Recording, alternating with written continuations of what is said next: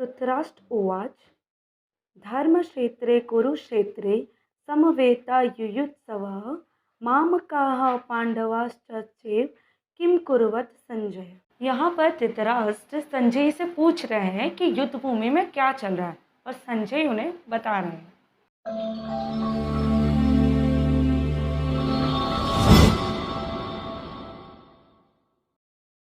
अब ये सब शुरू हो उससे पहले ये जानते हैं कि धृतराष्ट्र राजा थे कौन, और संजय महल में बैठकर ही कैसे बता पा रहे थे कि युद्ध भूमि में क्या चल रहा है।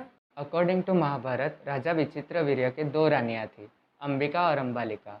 जब राजा विचित्रवीर्य की मृत्यु हुई तब तक उन्हें दोनों पत्नियों में से किसी का भी संतान नहीं हुआ था।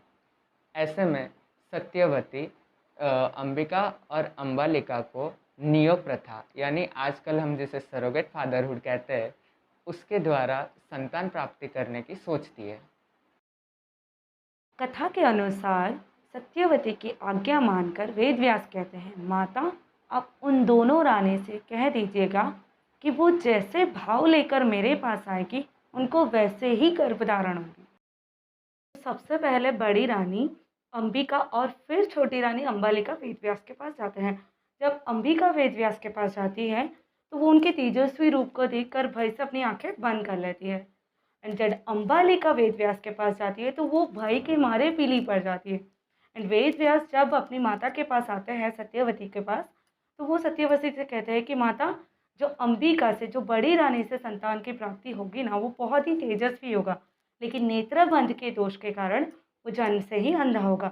और जो छोटी रानी अंबालिका है, उनका गर्भ से ही जो संतान होगा वो गर्भ से ही पांडु रोग से ग्रसित होगा। जब माता सत्यवती यह सुनती है तो वो पुनः बड़ी रानी को पुनः वेदव्यास के पास जाने के लिए कहती है, लेकिन बड़ी रानी इस बार खुद न जाकर अपनी दासी को भेज देती है और दासी बिना किसी संकोच के वेदव्यास के पास चली जाती है।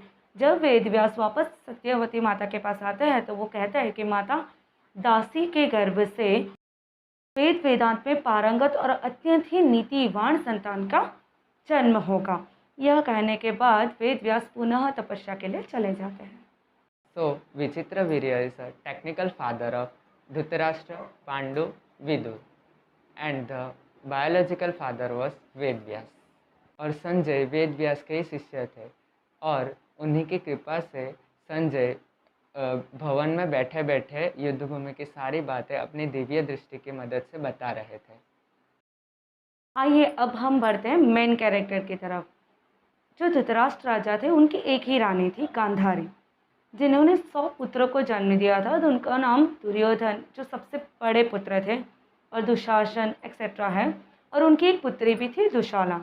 अब जो दूसरे राजा थे पांडु, उनकी 2 रानियां थी, कुंती एंड मांद्री।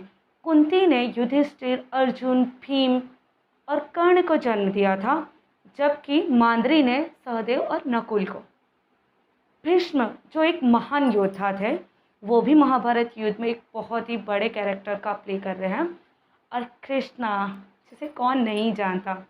हमारी पूरी कोशिश यही रहेगी कि आप महाभारत को फुल डिटेल से समझें, और उसके लिए आपको सिर्फ एक काम करना है, वो है हमारे चैनल पूजा से विज्ञान तक को सब्सक्राइब करना। इफ़ यू थिंक कि आपको ये वीडियो इन्फॉर्मेटिव लगी तो आप इसे लाइक कीजिए और अपने दोस्तों के साथ शेयर कीजिए।